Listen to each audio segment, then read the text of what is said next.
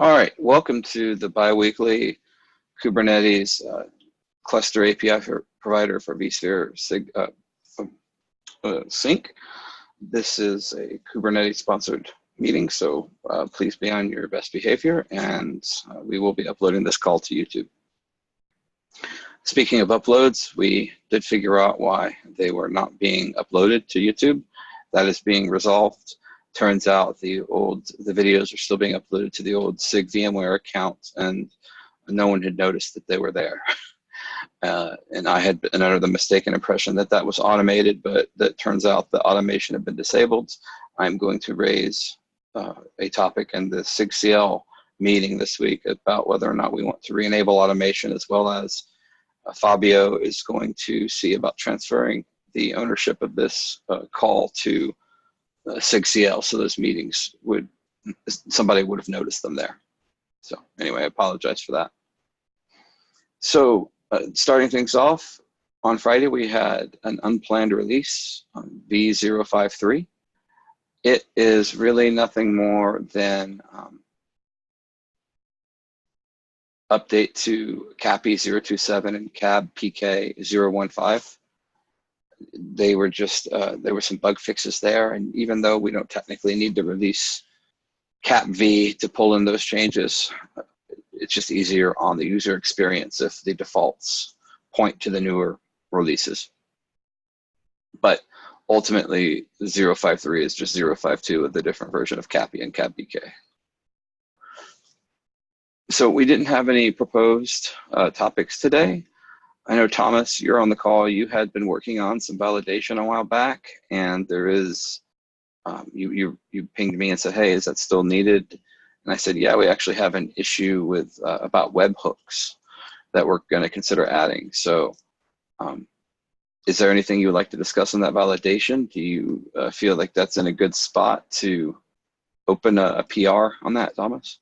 Not yet. I've got the code, like the libraries built and kind of tested in just a rudimentary way. I just need to I need to build like a test Go module that'll actually send in the two. I think we're still sending the two objects. I was just actually looking at that now.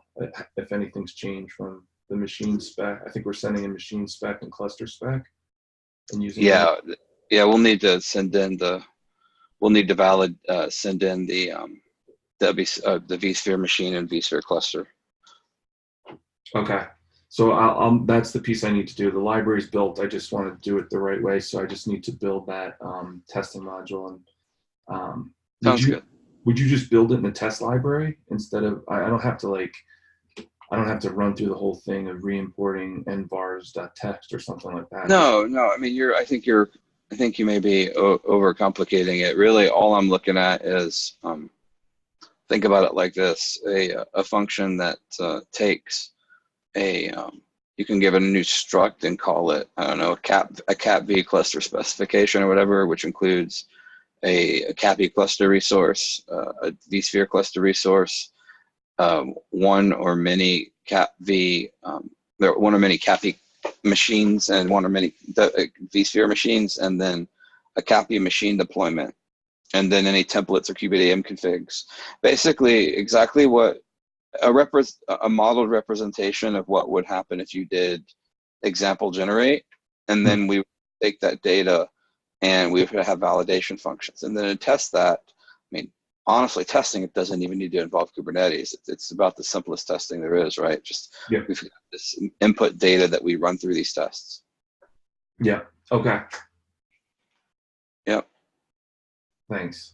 Yeah, and I've been working on another project where I've been learning a lot about webhooks. So I'm anxious and raring to implement this as a webhook. So the nice thing is what will happen is, let's say somebody tries to do, kubectl apply control plane.yaml. That might say error machine name already exists, because we might have a hook that tests for the machines on vSphere to see if they exist, or bad credentials, or whatever. So that'll be really nice. It will just straight up, like when you do the kubectl commands. And in clusterctl, I don't actually know how it's going to raise the error, but they'd be subject to the same commands as well, or same webhooks as well. It'd be nice. Nice. Mm-hmm. Yeah. All right. So if there are no other proposed topics, what I thought we would do is just take a look at the backlog and go through any open issues first. Well, I guess we can go through PRs first. Andrew, I'm going to save yours for a, wait, am I on the right one? Andrew, where, was that a cloud provider one you opened? Which one? The load balancer. Is that why I was going crazy? Yeah. I was telling you earlier, like that's why I said like it's a application load balancer because it's a cloud provider. Yeah. That okay. For some reason, I thought that was under Cap B, which is why I had such a hard time understanding why the cat. Okay, never mind. For Thomas, I had a personal thing last week, and I've not had a lot of sleep, so I'm sort of at my best today. Right. I apologize for that. Okay, Andrew, thank you. That makes a lot more sense. I thought, yeah, okay. I need to take a step back and be a little more slow in understanding things. All right, so let's just go ahead and go through the issues then. So I opened one, and I actually assigned it to myself because it's something I feel very strongly about. So currently, the Cat V machine controller just watches for changes based on events originating inside the API server. And since all of our actions are asynchronous and revolving around tasks, at best we just say requeue or wait until some sync period indicates that we should take a look at the request again. But that's not very deterministic or very conducive to fast and correct reconciliation. So I've been thinking about this lately, and I went ahead and created an issue. There is a feature of the controller runtime to create a custom, basically, event sync, or what's known as a source, based on an external source of information, for example, GitHub. But what I'm viewing this as a way to create a custom watch based on the task collector from vSphere. So whenever our tasks get, whenever we create a task, we would add that task to, there'd be some function you would call that would say register this task with the controller manager, or maybe not, because it can just figure those out. But this channel-based source would just be this thing that runs in the background, and whenever it sees a state change for a task, it would say, hey, there's a state change for a task. What's the task ID? Do I have any vSphere machines that currently relate to that task? If so, trigger a reconcile event for them. So that would mean that we could get rid of having to monitor task IDs entirely, because the tasks would have associated machines for the task collector. And basically, again, it's just, it makes the reconcile loop or reconcile activity diagram for a machine a lot more straightforward, because we know that it's going to be reconciled anytime that a task change occurs from the point of view of the vSphere task collector. Does anyone have any questions about this? Okay, I view this as kind of important because right now if you've deployed Cap V enough, sometimes you notice it takes 2.5 minutes, and sometimes it takes 4, and it's because there is what happens is if it misses a reconcile loop for when it's waiting for an IP address. Sometimes that happens right before a reconcile request is issued, and sometimes it happens right after. And if it happens after, then it has to wait for the next request for that to be picked up, that change to be picked up. This would actually fundamentally shift the burden of when a vSphere machine is reconciled based on whether or not there's activity related to that machine from the vSphere server. The danger in this is that we don't want this to be viewed as a synchronizing the API server state based on the vSphere state. That's not the point of this. The point is just to indicate when the the vSphere machine controller should reconcile a machine, and not it just be some random, duration, but actually when something happened to that machine from vSphere. Is the concern clear? Yeah, that makes sense. Okay. I do think this is pretty important because it will more tightly allow us to control how long a reconcile takes for a virtual machine, as well as eliminate some of the redundant clone ops and this, that, and the other, and some of the operations that we have in place to, when we get, a machine's being reconciled, well, is there an in-flight task? What's the state of it? Yada, yada, yada. We won't have to track a lot of that state anymore. So I think it ends up being a good thing. So I created that issue and I assigned that to myself. So this issue right here, I don't think he's on the call. Let me see, who do we have? Wait, before we move on, should Yes, we at all evaluate just like tweaking the reconcile parameters, or like the resync periods for the reconcile to alleviate some of this problem before we dig into that? Or do you think like, I think that they are separate but related. I think we can investigate fine-tuning the sync period, but I also think the sync period we can fine-tune this. The sync period is this global thing. And right now we've got some well-known lifecycle diagrams for a virtual machine with respect to CAPV, but that doesn't mean activities we do later won't have different lifecycle diagrams. Like we want to configure a virtual machine with this feature. A sync period for one activity may not be the right sync period for another activity. So maybe we understand the provisioning of a machine pretty well, but since sync period is this broad global value, I think we should investigate both things. So if you want to file an issue for investigating the right sync period for like a general use case, I'm all for that. Okay. Yeah, I actually didn't mean sync period. I meant like the reconcile retry value. So that's the thing. Upstream CAPI's trying to get away from that altogether. And I filed an issue with controller runtime. Right now, you can't return an error without entering the backoff queue. And if you just say requeue, you enter the same backoff queue. If you say requeue after, you end up with a stacked series of requests. You don't do a backoff queue when you do requeue after and you give it a explicit duration. It just requeues that request after X time. But again, that's just, you could end up with these stacked series of requests, which is why we see like multiple clone attempts. So I'm trying to get away from, I'm also trying to get away from the requeues as well. And that's on what we've been relying. But it's just sort of like, okay, well, every time we come back in, let's just check everything and see how that looks. Okay, that makes sense. Yeah, and that goes to that lookup VM function, which is why it was so broad, right? It really did underscore, like every time we enter this loop, the VM can be in any state, so we have to account for all of it, or account for any possibility. So that's why I'm trying to say, like, this suggestion isn't something that replaces any of that. It's just a way to ensure that if a task has changed and we want to enter that virtual machine's loop, like we can do that without waiting for another 2 minutes, because that's when we requeued it.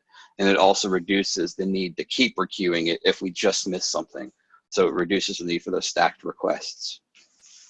But we could still do all that as well. This would just be one more reconcile request that should be more closely aligned when to when that VM state actually changed. So I think the best way to describe it is, it's when do we update the virtual machine status, right? It's either completely unrelated to the actual state of the virtual machine, but if we have a way to know when that virtual machine state has changed, shouldn't we let Kubernetes know, hey, the virtual machine state has changed. You probably want to go update its status. And that's what this does, or would do. Gotcha, thanks.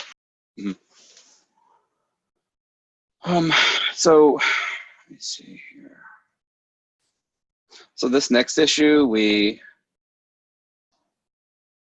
I pinged this person earlier to find out if this is still an issue. Andrew, you pinged them 3 days ago. It looks like this was fixed, but this person was saying that Calico needed to be updated to support Kubernetes 1.16.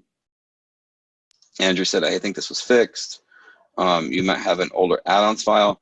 Andrew, you bring up a good point. I think you brought this up in Slack, which was there may be a broader issue of checking whether somebody has got the current add-ons file.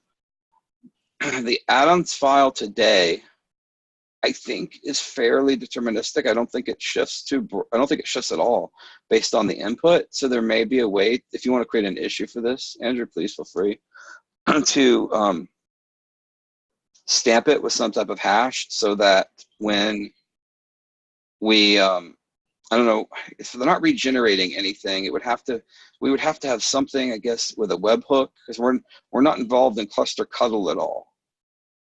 So we could identify the add-ons file, but I don't know where anything would run that would identify that they're using an older version based on the version of CatV of the add-ons file, and how that we would look at that and return an error. Do you see what I'm saying? Yeah, I think it's Oh, I have an idea. We could use a customized patch to inject all the some resource with a label, including the CatV controller manager. And well, no, see, that still wouldn't work because we still have to have some webhook to read that. So yeah, because we don't control cluster cuddle, that becomes a little more difficult. But I agree, it's an issue. We've run into this numerous times. People get a new version of CatV and they don't regenerate everything. They just use the old manifest. And this may just be a documentation issue. Like, we're in alpha, you can't just use the old manifest every time. You have to regenerate them. Yeah, like I feel like it's just going to be a side effect of, like we're developing an alpha API that will change. I think the add-ons file is, I think going forward, we'll have less issues with specifically the add-ons file, because this was just a breaking change that was introduced in Kubernetes itself over a deprecated API. But I think the actual CatV and CatP resources that are going to change, and not much we can do if a user is not regenerating their manifest every time. Yeah, especially since cluster cuddle is only cluster cuddle is only one way for deploying this. I mean, there's kube cuddle. Yeah, aside from there is a possibly a webhook that looks at config map we add to add-ons file and verifies some label of config map with hard-coded generated label of equal value in CatV controller manager. I mean, that's I think probably the simplest way to do it, right? In our generation routine, we would add a config map to the add-ons, and we've got some webhook that looks for that. And if its value, or even some controller, if its value is different than the CatV value, it'd say, hey, you may be using an old add-ons. And I don't know of a better way to do that. Maybe something actually we should raise. Let's raise this in a CAPI call, as it seems like a community-wide issue. Sorry, my son just got home from school and he has a friend over, so they're being loud. I apologize. Okay,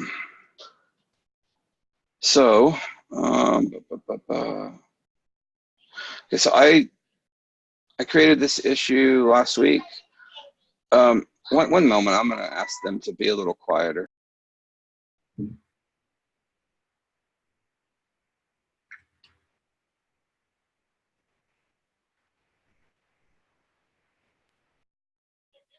All right, I don't think anyone hears me or cares, but we'll keep going. so right now the infrastructure component files isn't automated when it's when we have a new release, and I think it probably should be. Travis, I thought I saw you join. I don't know if you're still on the call. Yeah, I thought about assigning this to you, but I wanted to speak with you before I did. Basically, create a file structure in our GCS bucket similar to the container registry. So whenever a new build off of master or tag release is pushed, this infrastructure components file also gets generated and pushed to this location. That would be useful. Yeah, I did read this. If everyone's in agreement that this is desirable, it'd be really easy for me to add. So you can definitely assign it to me. I can do it this week. Great, thank you. 1 second. Let me do that. And I'm going to send a quick note to my leading.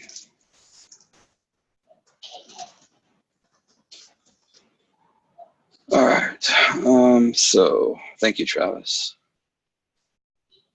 Okay, so I pinged Miles about this. Andrew, I don't know if you had a chance to look at it. I didn't look at it too deeply, but I remembered seeing that one of the fixes in CAP v2.7 was relating to deleting.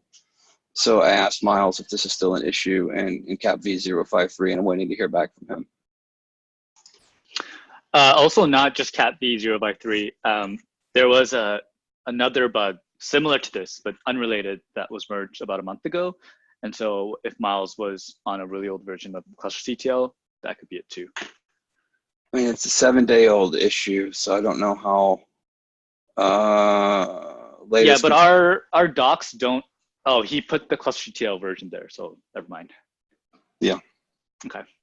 So that's going to be 052, or even actually off of master. I don't think 052 had 026.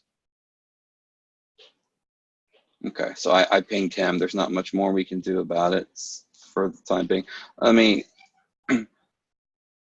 is it possible that someone on the call can just sort of make a quick note as we go through the backlog and add a sentence, so I don't have to keep switching back and forth?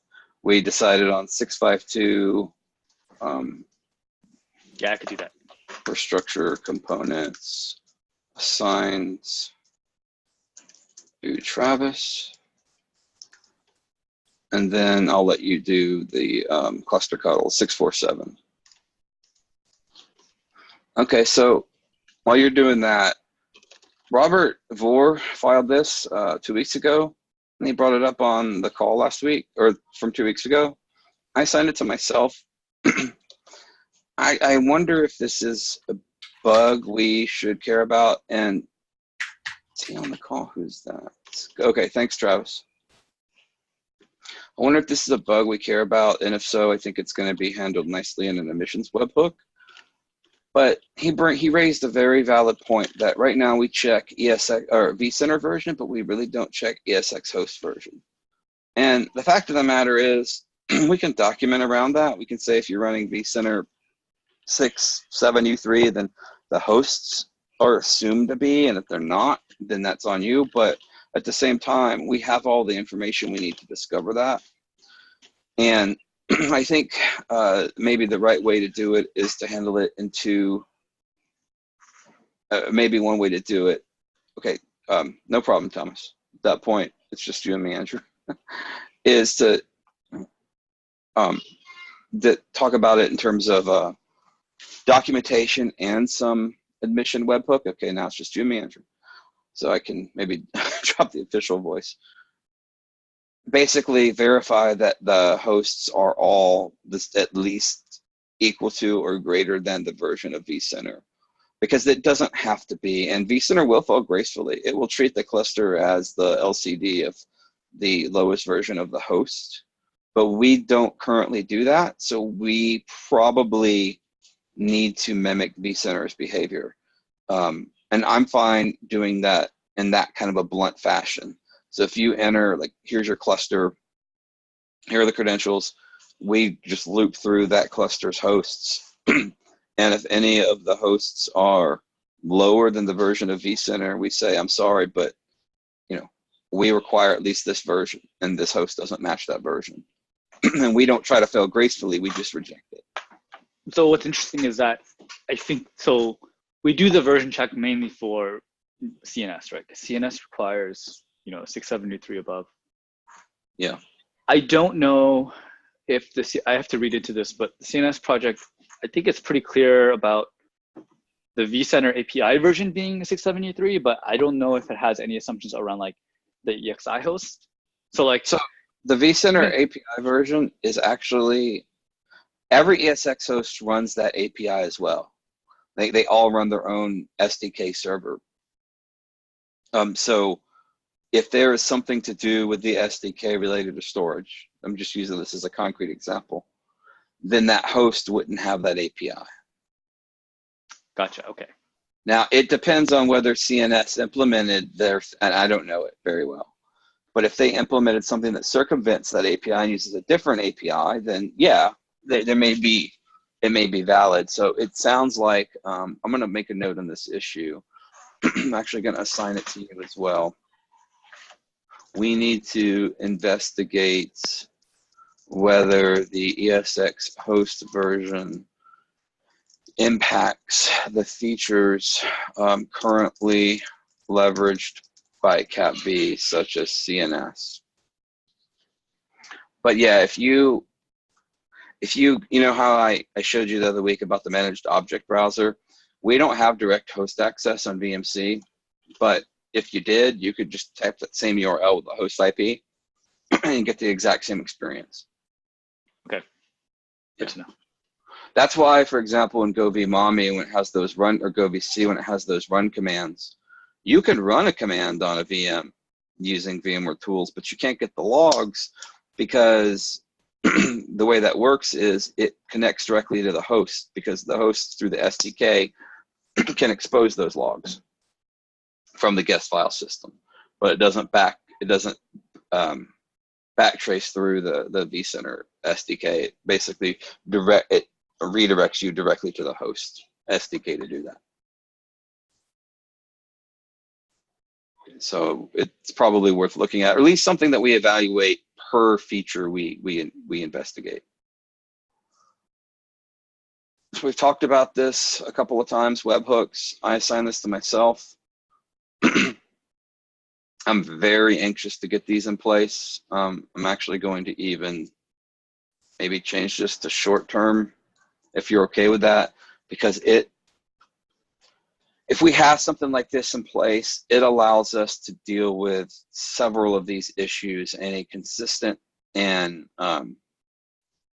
pattern way for Kubernetes. Like if you try to do a kubectl apply control plane YAML, you're going to get the exact error. Like this is, doesn't match the required version, or invalid credentials, or this machine already exists. I just think that. Sorry, what's the issue number of this? I'm trying to write an agenda. Yeah, 636.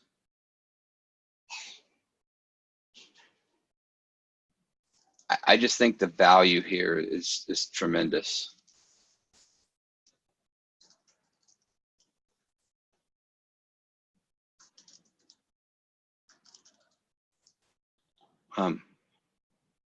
Aside from webhook, discussing it as a webhook, the ability to reject requests based on that information, would you agree that that's valuable, or do you think there are more important things we should look at this time?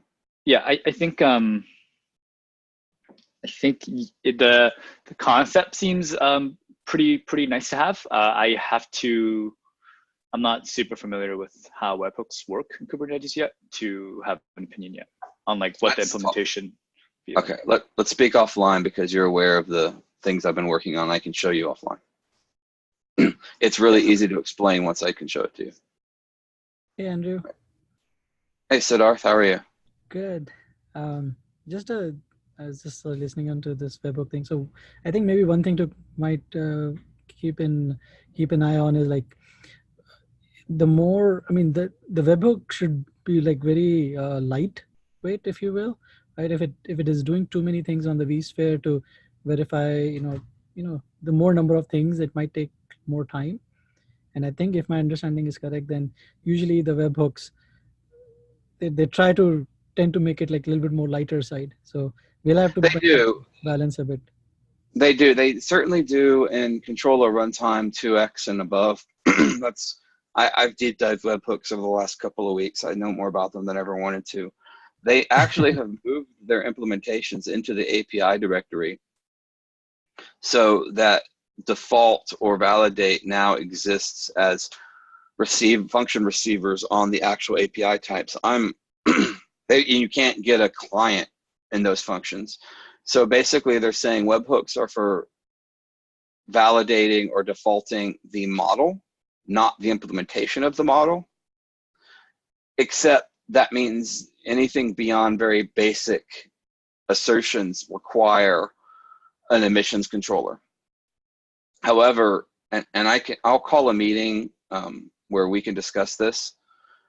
I don't want to get into it too deep here. Let me schedule the meeting outside of this call. There is a way, I've done it recently, and unfortunately I can't get into it too much on this call, where there's a way to use the new model while still making them a little more useful than a little more implementation aware. And I just got through doing that. And so, but yeah, I don't disagree with you. They purposely went to that approach. And I think that they are focusing on emissions controller as the more heavyweight approach. Cool. Yeah, but I do think it's important. So whether it's a emissions controller or a webhook. So this next issue is also very important. We had a call, Andrew, this was on the call, I think you were on this call, about the images. And Andy was on it, and it was about versioning the images. And he and I explained what my plans had been for this, but we hadn't gotten to it yet. And he said that's exactly what Kappa does, where somebody could enter their custom base repo, and it will automatically use those images. So I think we can approach this the same way. We've learned a lot in the last 2 weeks, I think, about these machine images. You and I were both under a misimpression about them. We were both under the wrong impression. We assumed that we treated them far more specially and with more care than I think other people did. Would you say that's correct? Yep, for sure. Okay. So this issue basically ties into the idea, Siddharth, that, or for those watching the video, that if you specify a desired version in your manifest of Kubernetes, that if you don't have that template deployed locally, then the CatV will go off and download the machine image from our GCS bucket, install it to the content library, deploy it as a template, and then clone the template. And the reason for that process is so that you can do linked clone. Otherwise, you can't get a linked clone directly from the content library. The concern was, well, what if somebody is in an air gap scenario, or somebody doesn't want to use the upstream images? Kappa already has that, where you can select your own basic a custom GCS bucket. In their case, it's a custom Amazon account that would house the AMIs. So I think we'll take the same approach, and it means that if you don't make any changes and you deploy CatV and you want a specific version of Kubernetes, it will just download one of our published OVAs. It becomes difficult, though, if we re-release all the, Siddharth, you weren't aware of all of this, and it wasn't happening at upstream. I apologize, but last week we re-pushed all of the OVAs because they had a security issue. And Andrew and I were concerned because we were basically overwriting all of the old ones. And we learned that it is not it is the statement of CatV, Kappa, that and really cluster API, that the machine images we create and publish are not meant for production consumption. That users should be creating their own images from the image builder that they use, and the ones we provide, we offer no guarantees over. If you use it, then it's buyer beware, right? Yep. See, sounds about right. I mean, well, that just wasn't. I mean, Andrew and I were treating them far more carefully than that. I see. Okay. Yeah, I mean, I would imagine that the default images that we're publishing, that that's good for like a test dev environment, or maybe just definitely for production, I'm sure customers are way more careful about saying, let me make sure every image that I create is, carefully crafted. Yeah, I just I was a little surprised that we took that approach, just because it's still not super simple to create your own image if you don't know how to do it already. But anyway, that should get simpler as time goes by. So this next issue, 625, I related this back to the webhooks. Andrew, you would assign this to yourself. And this would also could be covered by a webhook or an emission controller. Although this is actually, you know what? Let me delete that, because that's not true. This is not the case of somebody creating it with the same name. This is the case of that lookup VM function being removed and us needing to add it back. So I misdiagnosed that. So you had already assigned it to yourself, so I'll just leave that be. Oh, okay, this one, yeah. Yeah, so Andrew, you had mentioned, so this is CA certificate is not valid when creating clusters, okay? You had already said, hey, I think this is related to this other issue that Kenny has. And Kenny did verify it was because his ESX hosts were not properly configured for NTP. And Robert said, well, looks like that's the same thing. But he's saying, I didn't know that that was a requirement. I think we should consider adding a requirement to CapV saying that your ESX hosts must be properly configured for NTP. Because I don't think that, I think that's one of the benefits of vSphere as a platform, right? That you don't have to worry about configuring NTP in the guest. What are your thoughts on that, Andrew or Siddharth? Yeah, I think it's fine. I'm just thinking, I don't know how common it is for the ESXi host not to have NTP enabled. I guess that's my biggest generally thing. a requirement that NTP be enabled and correct on ESX hosts. Yeah, that's what I mean. It's like, are people just seeing this because they're running like home labs and they just don't enable that? I think so. Like, do we need, go ahead. So usually that is the case. However, at least from what I've experienced, essentially this is from, the various products that, I've worked on so till date, because some of the other product that I've worked on, they all had the requirement to have like NTP. Basically, if you're deploying multiple VMs, you have to have all of them synced up with NTP, similar requirement as what Kubernetes have. And, usually it's like, if you, again, I think given CapV, it's not a product of its own, right? It's like people are going to deploy it and they're going to tweak it or they're going to use it in a certain way. I think maybe it's okay. We can probably just call it out that you need to make sure that either all your ESXi hosts that you're going to deploy on are synced properly, because it doesn't mean necessarily that they all have NTP, but even if they all are just synced manually, for that matter, that's okay. Yeah, if their clocks were, Right. so you're right. Like with let me modify this with They need to be synced, right? It's either through NTP or otherwise. Yeah, it's really just the correct time. Now NTP makes the most sense. It doesn't even have to be, so here's the other part, right? It doesn't even have to correct time. So I've seen, like, at least this is again just example from lab environments where like the ESXi has, like, for example, let's say a day behind, for example, right? But the good thing is, let's say in that lab, if like all the ESXi hosts were a day behind, well, doesn't matter then, because then it will be okay. So it's more about like having in sync as opposed to being correct. So, but yeah, you can get to that like in various number of ways, right? One, definitely the most significant one being in NTP. And I think the other thing is, I know at least we used to support NTP configuration in the machine spec as well. I'm not sure if that's gone. It did, but that got, and it is in the kubeAD. I think it's part of the kubeADM config as well. Okay. But I feel like this is where we say, hey, this is one of the benefits of CapV. If you're running on, yeah, I absolutely, yeah, that is precisely true. what I'm saying is like, I mean, maybe from the documentation point of view, and this might be just like maybe adding some additional notes somewhere in our documentation saying that, for Kubernetes to work properly, it is paramount that all the machines that are going to come up have to be time synced. So we suggest that either you go and make sure that your vSphere environment is synced, which is alluding to your point right now, or if you don't have the control over your vSphere environment, because a lot of time people may or may not have, right? Depending on who the user is, right? In that particular case, if they have, let's say, a NTP server that they can use, then basically specify that at the guest level so that at least all the machines are going to be synced in that way.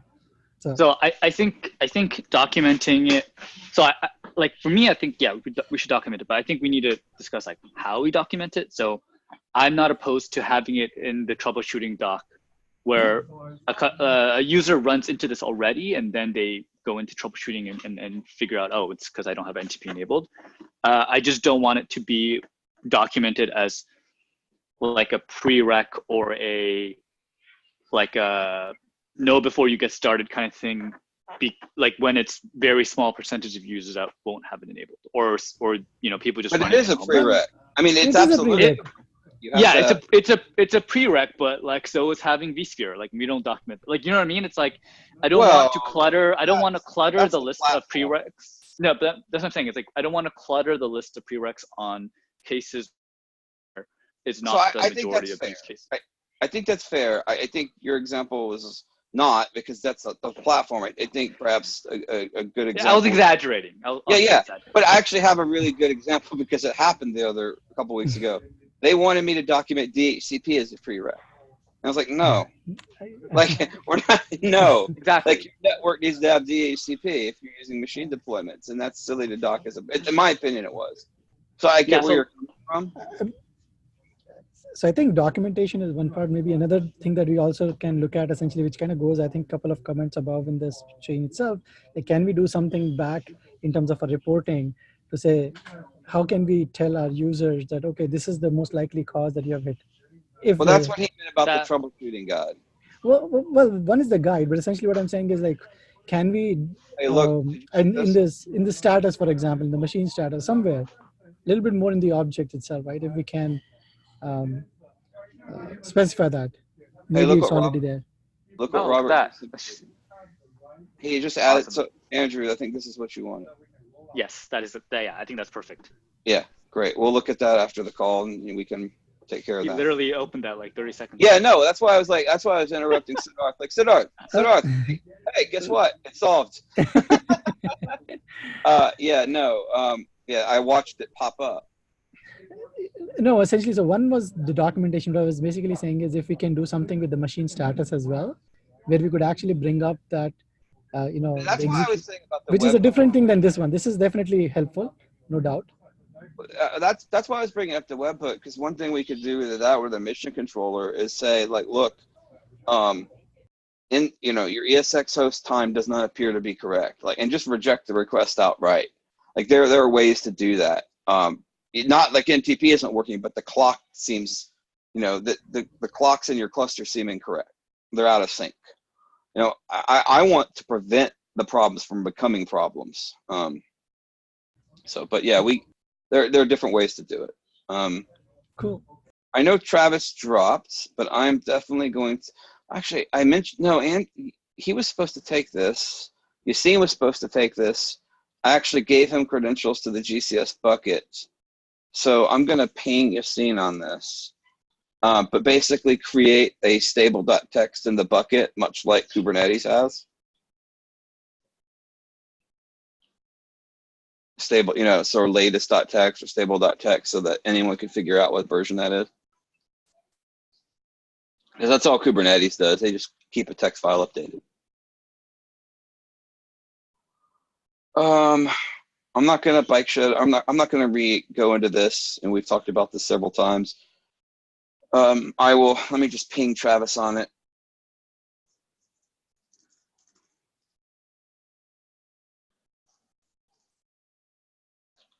Basically, it would be in addition to our current process, just some, we'd publish the releases images to the official GCR container registry as well. I think we've gone over all of these before. These have all been assigned, so we don't need to go over those again or triaged. So there is this. Let's just go ahead and OK to test. I don't know that it'll. Oh, he needs to sign the CLA, so I'm not going to do anything till that's done. I'll reach out to him after the call to make sure he's done that. Siddharth, now that we're Siddharth, I'll touch base with you offline about this. There was a reason that this got punted, and Sure. I don't think anyone's against it, but yeah, let me circle back with you outside this call, All right, no and worries. then I personally don't have a problem with reintroducing this. Okay. I understand why we did it in the first place, so I have no reason introducing it. No problem in reintroducing it. Andrew, do you have any? I mean, we had it. I don't think we really need to get into it. We had it in the original product, and so this would just be reintroducing a feature that was already there. And it's disabled by default. It's something that I think your product team wanted. It helped you from needing to create a fork. And if you could get back on Cap V proper with this, I think everybody would find that to be a win. Agreed.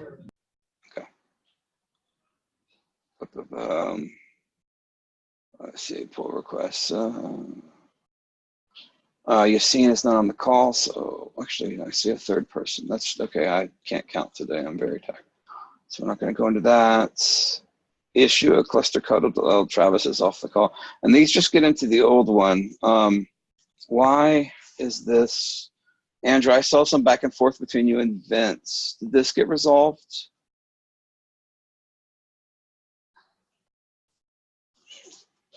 When is that dated? It's. Oh, I closed this because Vince had opened it. You closed the issue, but maybe never the PR? Yeah, it sounds like it. So, what? I thought I closed this. I thought you closed something.